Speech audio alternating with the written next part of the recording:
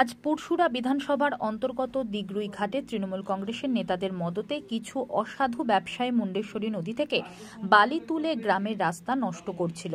আজ গ্রামবাসীদের অভিযোগের ভিত্তিতে দিগরুই ঘাটে গিয়ে গ্রামবাসীদের পাশে দাঁড়ালেন পুরসুরার বিধায়ক বিমান ঘোষ। তারপর আরামবাগে গিয়ে দিগরুই ঘাট ও হরিণখোলার বালি তোলার বিষয় নিয়ে আরামবাগ মহকুমার শাসক ও ইরিগেশন এসডিওর কাছে লিখিত অভিযোগ জানান।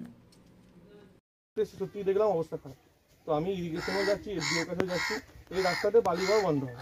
আপনি অন্য কোনো রাস্তা দেখুন না, এই রাস্তায় বালি চলবে। এবার গ্রামের মানুষ কি চাইছে সেটা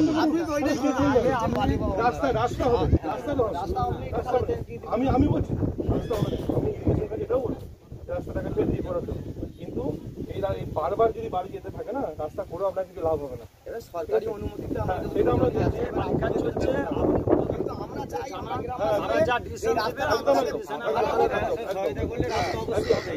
শুনুন, আরেকটা কথা আমি বলে যাচ্ছি, এখানে এই যে আপনার এখান থেকে যে বালিগুলো যে উঠছে, এই বাড়িগুলো আপনাদের জানবার বিষয় নয়।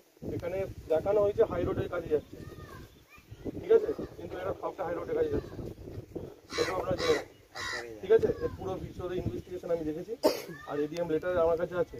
আমি এখন যাচ্ছি, আমি আপনাদের সহযোগিতা করার জন্য এখানে এসেছি। আমি এখানে এসে যে বালি খাদানে আমার কালচার নয়, বালি খাদানে এখানে বন্ধ করতে আসছি।